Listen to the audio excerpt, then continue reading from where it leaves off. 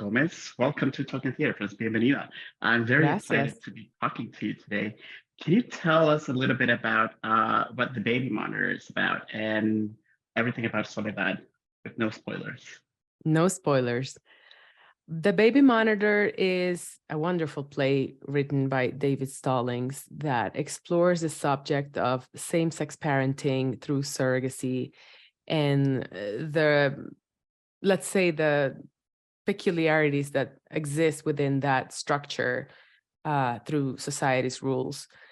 And it explores also subjects around family prejudice and preconceived ideas about same-sex families. So it's a difficult play to describe other than around it without spoiling the situation. But it's, in order to be, that's the kind of the macro description. So if I were to describe it through characters, is about a gay couple that has a son, Caleb, and they have met with some relatives during Thanksgiving dinner, and some things come to light that make David's character, Damon, cousin, be, let's say, suspicious of some issues around the couple with the child. And so Soledad, my character, is the caretaker of the child and is of Dominican descent, or rather she's Dominican, but, based in New York, even though this takes place in New England. And she's the caretaker and has her, point of view about gays, and point of views is a little bit prejudiced, but she still deals with it in a way. It's kind of, we call it the noise. She has noise from society, but still a good person and has her good approach to the family until some ideas are kind of put upon her head around the couple and the child. Although Soledad has some some preconceptions, like you said, basically, and some prejudice, you get a sense that a lot of the anger that she carries has a lot to do with the weight that America puts on Latina women and on immigrants.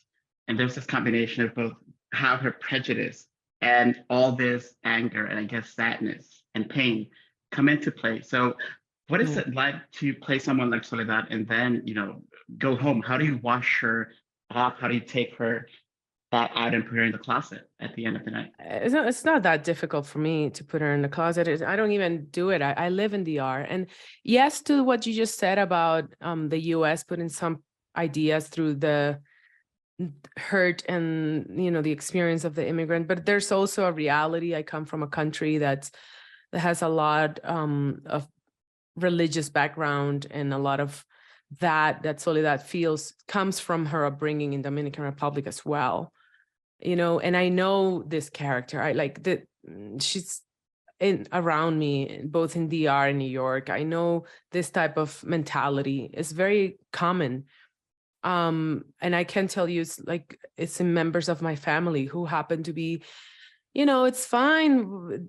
According to them, they don't have a problem with gay people, but can they just not show it around you? That's kind of the Dominican approach to that, which I always joke and say, so thank God you're not, against gay couples. You just don't want to see them.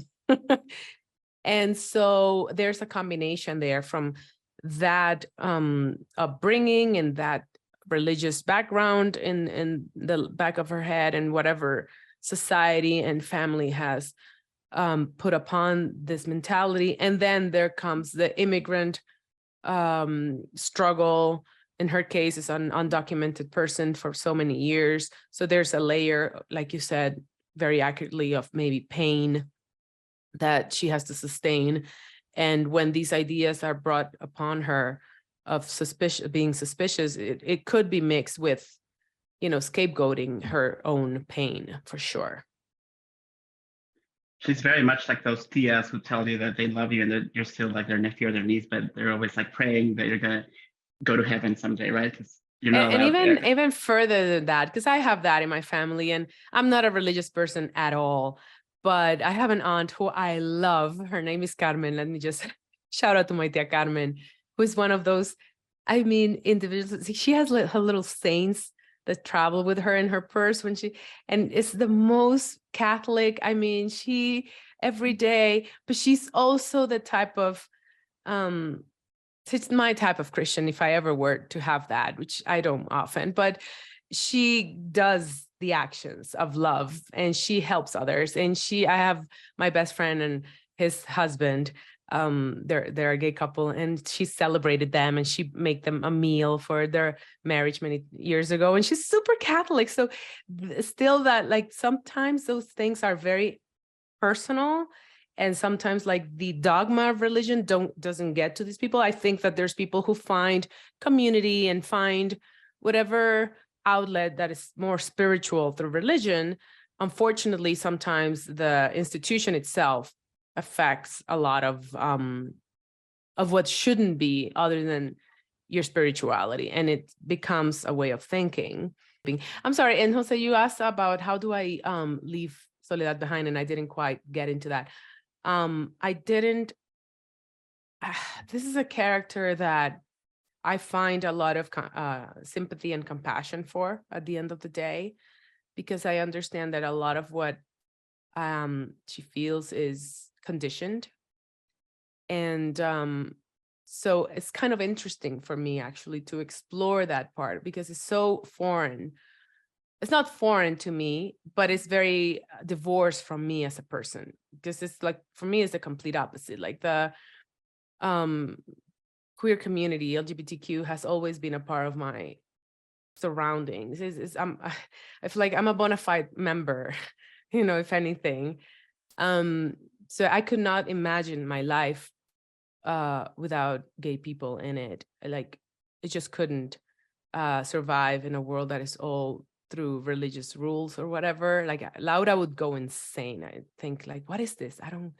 But for Soledad, it's a very open space, that she has the space to, she has the ability to take care of this gay couple's son with this type of, I don't know, way of thinking that, again, has been conditioned, but she still feels. So I feel that there's something very open and brave about her, and kind of challenging whatever she has been taught, because she happens to like these people. And even if we disagree on many issues, probably if I ever met a person like this, and I do, I can see that is something that has been implanted rather than her nature. So it's not that hard to leave it behind. I find it interesting to explore it. And if nothing else, she's a very rich character. I'm sure she's like great to like sink your teeth into every night, right? Yes, I mean, clearly, maybe it's temperament, but I always clearly see these characters coming to me, characters that have a feistiness to them and this kind of strength, or maybe it's what I bring to the table. And that's because maybe another actress would be softer or sweeter. And this Soledad through me is kind of, yeah, she is kind of, there's sarcasm to her. I mean, this is beautifully written by David Stallings, by the way. So finding the humor in this character is delicious. But it's in particular with the character of the cousin, which is this white woman from New England with all this privilege, who, has her own type of prejudice. No, not just with the same-sex couple, but also through my ethnicity. It could be very offensive to Soledad, but my Soledad finds it humorous. And just like, there is something about that behavior that could piss her off, and maybe does, but she kind of pushes it away through humor. You first met Soledad a few years ago when you first read the play. And I wonder if you can talk a little bit about what it's like then to finally, play a character that you met so long ago. How have your impressions of Soledad changed as the years Yeah, have gone by?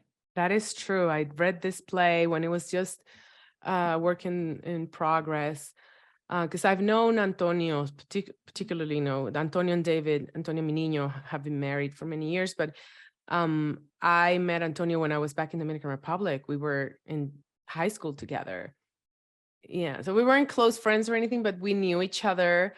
And then in New York, we kind of reconnected, and I started to, and he was, when he got involved with David and they're starting doing all this theater, he would always invite me to the readings. I found it very interesting. So yes, I did read for Soledad many years ago. And it was very, it's already, the play was already very rich. It was very much what it is now in terms of the heart of it all. So I found it fascinating to explore that. But the thing is that, oh, this is another element to the play. It happens during the Trump years. So Trump is president. And one thing that happened to David was that people would tell him before, well, that doesn't resonate. Things are not like that in New England. What are you talking about? There's no such racism. Or Trump comes to power. And of course, the whole US went like, what? This is a racist country? Well, you think? Um, so the whole concept of placing it, you know, post Obama and during Trump makes so much more sense in a way, because we're really then exploring the contradictions of people who really think of themselves as very liberal, having these thinking that is so just old school and wrong. And yeah, so I had a sense of that urgency. And for me, the concept of a gay couple with a child, which maybe in the US is not such a big deal, but it's not something that you see very often in Latin America. There's no space for it, you know? And I wanted to be a part of this conversation. So Soledad was already very, very present in that draft. I'm glad that you are talking about that because I was going to ask you if, in any way, getting to do a character like Soledad makes it easier to live in a world where a play like this is so important. You know, like so many people's lives can be changed by just going to the theater and experiencing lives that they think they have nothing in common with. So, does the what is it like for you as a human being, I guess, to be able to bring this kind of character to people who maybe are a little bit like Soledad? I love it. I cannot say this enough about storytelling and theater in particular. But not really, but because film and TV have a very wide reach as well, you know. And I lived it through Orange is the New Black, because it's a show that touches upon so many subjects that were either not being discussed or a little bit taboo. And we were reaching an audience that may otherwise not know about it. So I feel the same with this play. And what I feel it does is it humanizes the experience, and it brings it closer to people who would never, ever maybe know people like this. Because we also cannot, I never take this for granted, is the fact that I have lived in New York for 20 years. Now I have a base in DR, but I travel a lot. So I am surrounded by diversity. I am surrounded by different way of thinking. So I'm always challenged, even myself in my own possible, blind side. How do you call it? Blind spots. So, but for people who aren't, it's through storytelling, I think, that we get to change, or at least open up their frame of mind and their universe. And I find that this is exactly what this play does, because you get to meet these people and their circumstances, and what you think it is not really at all what ends up being. And you get to see, what happens, and feel it, and open up about how wrong you were. Because at some point, maybe you were, whoever has that frame of mind might be uh, having these thoughts about this gay couple having a child, and they might end up liking them. And so I find it fascinating and powerful how storytelling can get to open us up to a different universe that, from our own. Looking at the characters you played, like people like Soledad and Blanca, for instance, there's something really beautiful that I read in an interview that you you were talking about Blanca and talking about how writers spoke to you about, La República Dominicana and about your Mhm. culture. And people like Soledad, for instance, like you're shining a light on Latina women and Latina characters that we really don't get to see that often. And I wonder if this is kind of like a mission for you to be playing these kinds of characters. It is a mission. I'm glad you noticed. It's difficult. It's a difficult mission because, especially in the U.S., the film industry and TV industry is hard for Latinas. And they put us in a box, and that's kind of where we should exist and be happy to exist. So I've had to maybe not work as much for a little bit because I've been wanting to get out of that um, typecasting. And so, or I do, but I'm working outside or right now in the theater, where I find is always way more playful in terms of the choices that we get to make. So yes, but Blanca was just a lucky thing in the sense that I didn't have the power to choose. I'm gonna make oranges and black. Nor we, neither of us knew what it was gonna be. But I do think that there's something about what I want in life and in my career that maybe attracts this type of characters. Right now, I'm building a path so that these characters come to me because this is what I mention it. I talk about it. I write them because right now I have a screenplay that I'm moving around, and it's about a Latina character. Has nothing to do with stereotypes whatsoever. I did a film in Spain where I actually play. It's called A Pun and Tree, and I play a character that is an immigration officer, and it's a very peculiar antagonistic character, and with her own type of prejudice against Latinos because of how her type of line of work and conditioning towards what's illegal and and I found that to be fascinating too. I've played quite a few Dominicans, which makes sense in a way because it's my nationality, but also, I mean, I've been Mexican, I've been Puerto Rican here and there, but I love that when they do come to me, these Dominican characters, they don't fit in a box, which is my reality as it is. Do you find that the entertainment industry, in every medium that you work in, has been basically keeping the promises that were made, through 2020, and there was all this racial reckoning, and also the Me Too movement, and all this incredible social movements that happened, and the arts promised we will change. As a Latina actor, are you seeing those changes out in the world, in the scripts that come to you, in the opportunities that you're able to find, or is it still always about carving your own path in a very It's carving specific my way? own path. I mean, I don't think that no. Um, it's ironic to me. It has changed. I cannot say that it hasn't fully. It has changed way more for the African American community, which I think is fantastic. It's changing for the Asian American community, gladly. I was hearing an interview with Michelle Yeoh, and I'm sorry, I don't know if that's how you pronounce her name, but I think it is. Um, and she was talking to Mark Maron about her career, which I thought, wow, it took so many years in between for such an amazing actress, which has such an impeccable career in her own country and whatnot. Who Tarantino himself wanted to meet, back in the day, and after Crouching Dragon, and I think that it takes time, and for us Latinas, well, it's a peculiar thing because I don't think it's an accident, like I said, storytelling is powerful, and it also gives, um, in a subconscious way, maybe more conscious than not, but a little subconsciously put us in our place, quote unquote. It creates a narrative or where we belong. And so that's just my observation, at least. So we get to play these same roles. We are the maids, we are the prostitutes, or we are, the person who crossed the border. And there's a narrative there. So it keeps you on your lane, sort of.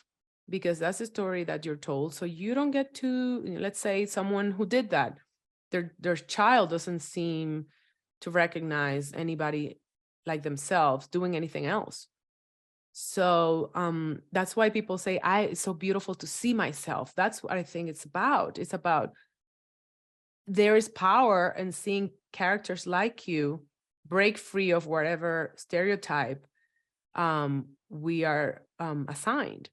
And stereotypes are there for a reason. They come from reality, but there's also a lot of exceptions that are not mentioned so that it doesn't break the stereotype, I think. And so,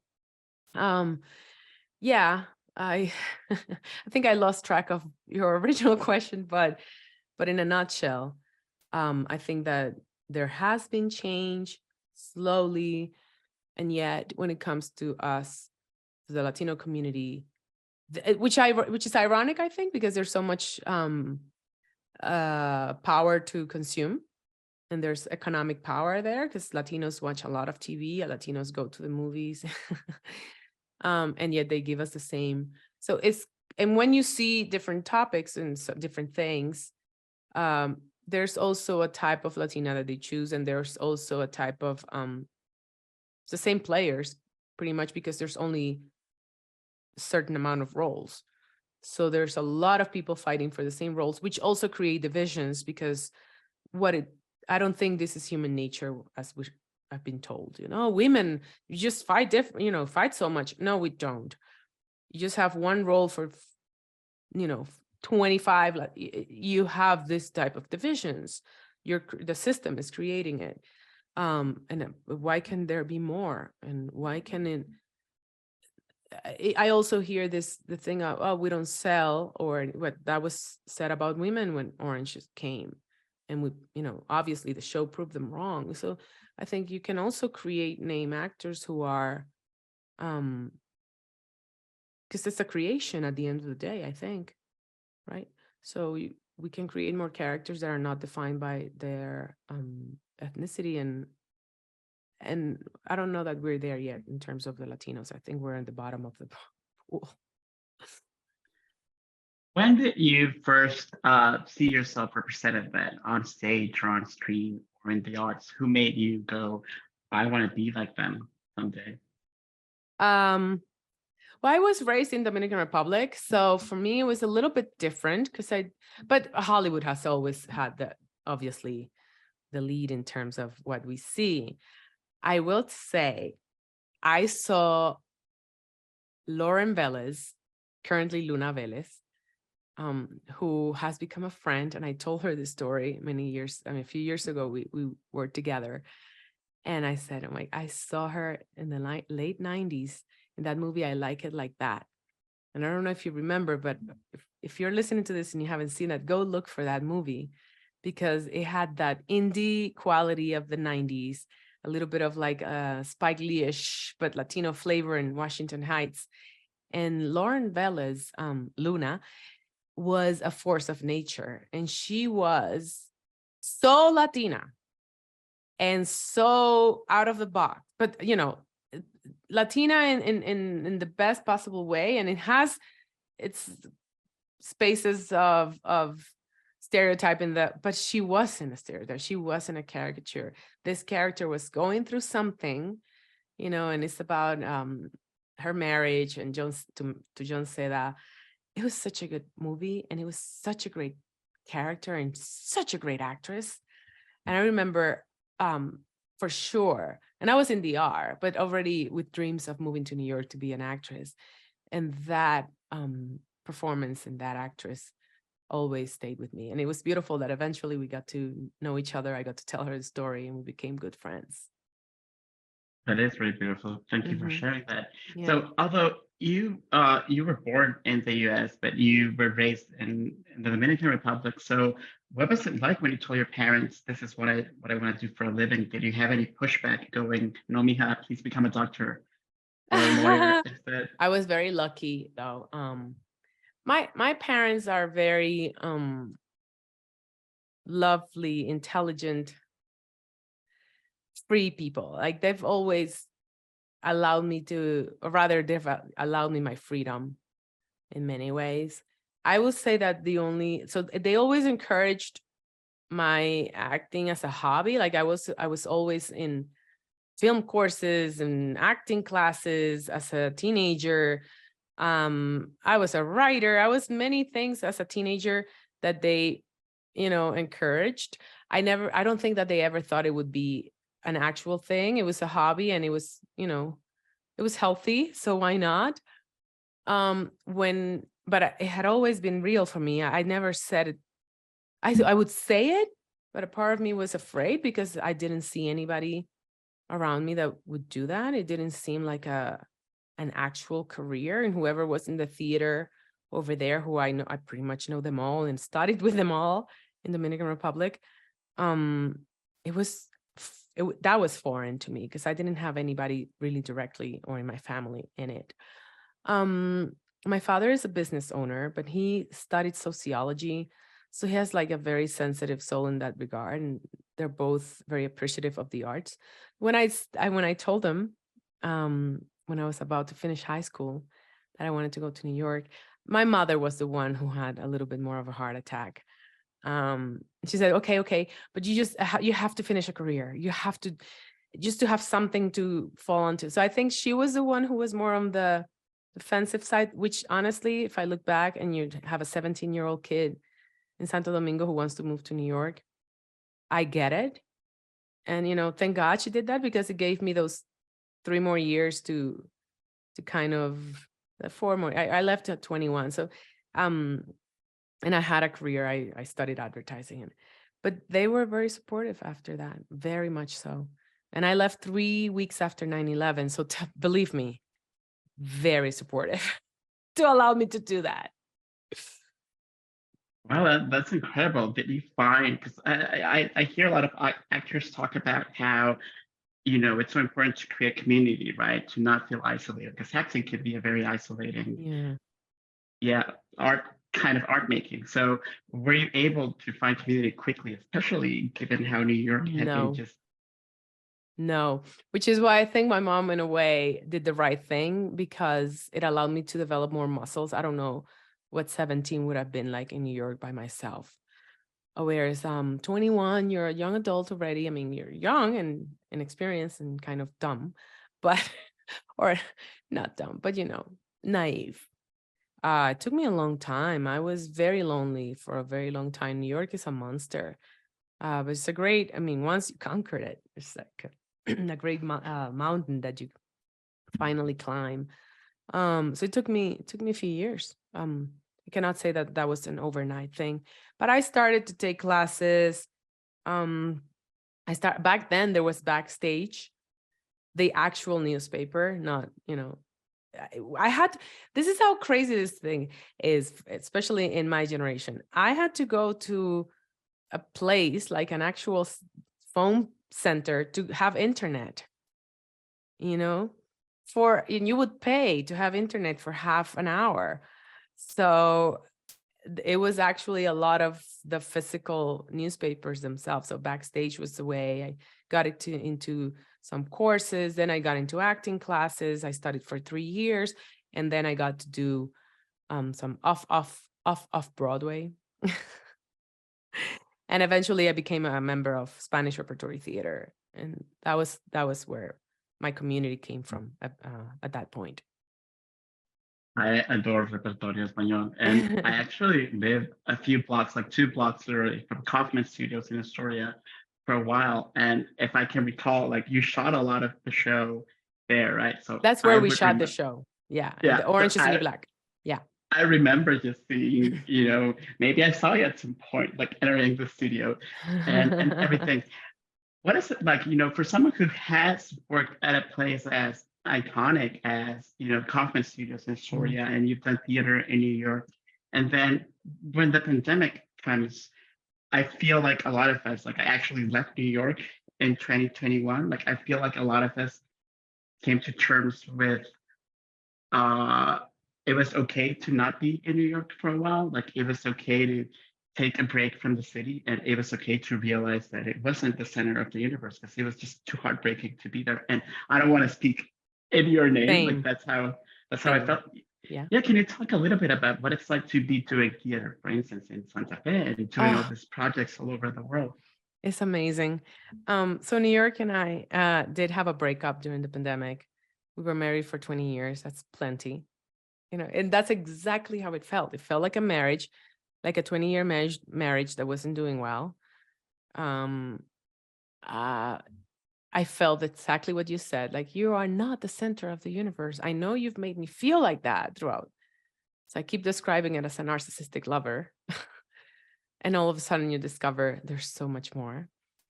I love New York. I always will love New York. It gave me a sense of identity. It gave me a lot of what I am as a person, as an artist, my community, because I have so many friends there. And I find it hard now because so many people ask me, when are you coming back? I'm like, not right now. But I love that they're there. That doesn't go away. What you build in a specific place where you've been for so long doesn't go away. But it's not the place where I want to be right now. Certainly not.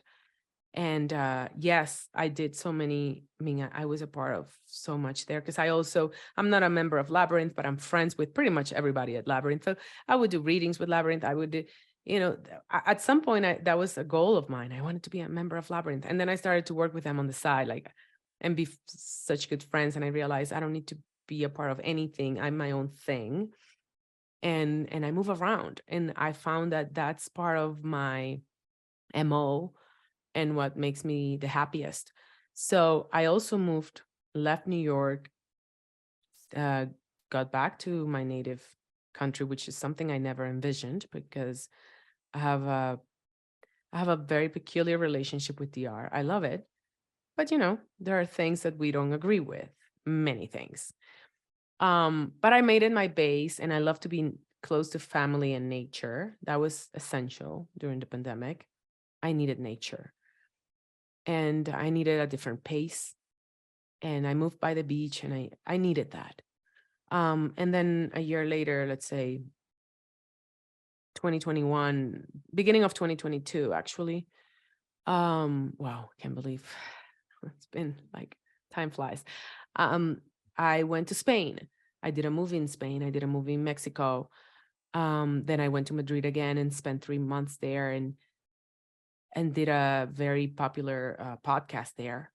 This Latina was the narrator of, a very, very Spanish podcast, Corina y el Rey, and that became a thing. And I'm like, oh, I don't have to be in one place.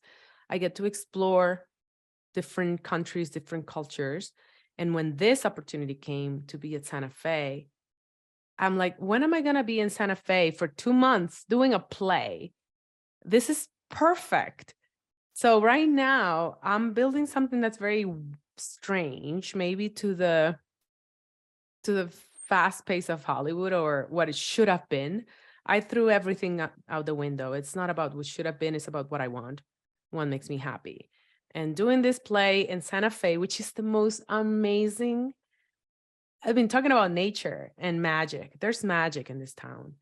So for 2 months, that's what I'm enjoying right now. I'm doing things that make me happy and build a path, and I'm telling stories that I care about. That sounds like a lot of, becoming very self-aware about how important self-care is, right? Basically. So, Mhm. what would be your advice for people who still don't haven't gotten the point that the hustle really only leads to burnout? Like, what would you tell them? Because we hear slow down and take time off and grind yourself. And do you have any practical tips and suggestions for people who maybe don't know how to do that? It's ironic that I talk about insomnia as a gift right now, but I had chronic insomnia for a few years, but it became chronic for 3 years, and really, really very, I was worried about it for a year. This was during the pandemic and after, but it was actually right before, it was after Orange ended. And it had to do with anxiety around the fact that I had created an identity around my work. So if I wasn't acting, I was nothing. It's pretty much what my voice would tell me. And I have a podcast in my head. My voices have a podcast of their own. I joke about this a lot, but it's true. And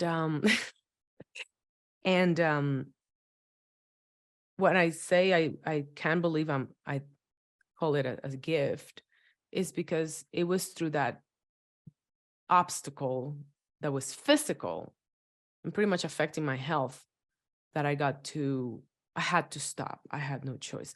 But the hamster wheel wants you inside and wants you doing that fast track.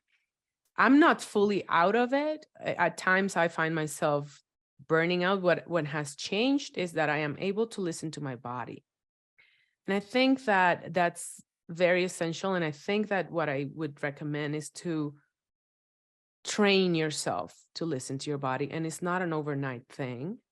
I'm very pro therapy. So find yourself a good therapist and start exploring that. Because I find that a lot of it is voices that come from society. Right now, I'm fighting a new one, which is social media. You know, how much really you have to be present there, how much is really a demand. And I have a podcast of my own, so I have to, because it's like my child that I have to move around. But I'm debating that because I'm listening not to my body, to my brain. My brain is exhausted, and I'm like, oh, so I think there's that. That's very important. Connect to your body and your mind, because it does talk. It tells you through exhaustion, through insomnia, through whatever physicalities are showing in you. I think these are messengers. I really do. And they will guide you. And at the end of the day, you know, I realized, why do I have to wait till I'm 70 to think about mortality? After 40, I don't know, I'm 43. I'm like, at this point, I don't think about mortality. I don't think like I'm going to die tomorrow. But what I do think is that time is precious. And why would I be doing something that doesn't give me joy? Right? So just because I'm building something, but if I'm building something through exhaustion, then how is that helpful to me as an artist?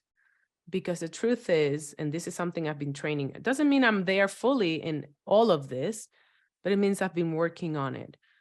I realized that being an actor didn't mean I have to be acting all the time, and that I wish I was Kate Winslet and had that journey and that career. I'm not a white British, big star like that.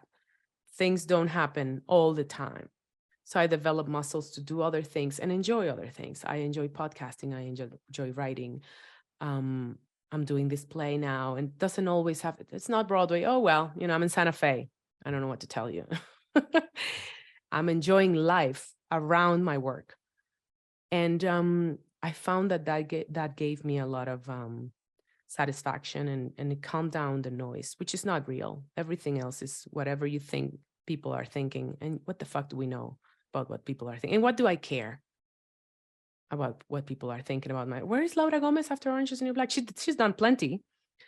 Maybe not on Hollywood's radar, but I've done plenty. And I feel very fulfilled about it because I'm joyful. Where is Laura Gómez? She's happy. I'm happy. Yeah. I was listening to Corina y Rey, and it's so delightful. And I had never really noticed like how magical your voice is. And I'm dying to know a little bit about what have you learned about your craft based on voice acting, because it's just like really remarkable. Like I don't know what to say. Like I love it. I love it too. I started doing voiceovers back in the art for commercials and stuff. And then I did a lot of voiceovers in New York for, again, commercial. I was the voice for CoverGirl for many years and SWAT professionals. Yeah. Many people don't know that. And but it's a different type of thing, it's you're selling something. So it's a beat. And I didn't know. I don't think I have a particularly beautiful voice per se. I don't think that's my thing. Some people just have a voice that you just, what I do find is that I love exploring spaces or the capacity that my voice has to tell a story. And it changes. And my voice is not the same in my podcast that it is in my own podcast, Baraja Eso, that it is on Corina and the King, right? Corina y el Rey. Because Corina y el Rey is telling a story that is not mine. Baraja Eso is about conversations with people, but Corina y el Rey is a story that is, it's like the crown. It's like the Spanish crown. And it was, they wanted something like a Disney type of thing. And I'm like, oh, I wonder how I can do that. And my velvety voice, and it's different in Spanish than English. And I'm like, oh, I can use this. And I started to think about what I would bring to that, and listening to some narrations from Disney and Desperate Housewives and what it was, that marriage. And I love the creativity that brings. And that's something that I'm doing now, is exploring not only acting through one journey, but in different type of spaces. My voice is different for the theater than it is for radio, where you have to, and I find it fascinating. Well, I find it very addictive and very delightful. So thank you for that. Laura Gómez, it has been a true pleasure talking to you. Would you like to invite our viewers and our listeners to come see the baby monitor if they're in Santa Fe? And if they're not in Santa Yes. Fe, they can take a little break to Santa Fe. And anything else like Corina and the King out there that people can find you on right now? Yeah, Corina y el Rey está en, Spotify. Michelle Prada is the English narrator. Baraja Eso is my own podcast. But most importantly, I am enjoying being in the theater again after so long. And this play is very urgent, is very powerful, is very diverse. It has two Dominican characters that are interpreted by two Dominican actors in Santa Fe, New Mexico. That's not, this is a rare thing. So I love it. And but most importantly, I find it to be very relevant. I read some news today about a judge that took away the parenting rights to a gay couple and gave it to who had a surrogacy or had a sperm donor, and gave it to the sperm donor. That happened today in Oklahoma, or yesterday, I don't know, this week. And the baby monitor, that's precisely what it's exploring. And it's not a gay play. It's a play about a gay couple. It's a universal topic about love and same-sex parenting and family and, racial, class. It has all these elements. So if you're in the Santa Fe area, I invite you to come to Santa Fe Playhouse, which is in a beautiful, beautiful old theater in Santa Fe. And if you're not in the Santa Fe area, let me invite you to come and buy a ticket to come to Santa Fe, because it's amazing, and buy a ticket to come see the baby monitor at Santa Fe Playhouse. We open March 2nd till April 1st. Well, Laura, thank you so much. And break a leg. Have fun in Santa Fe. Thank you.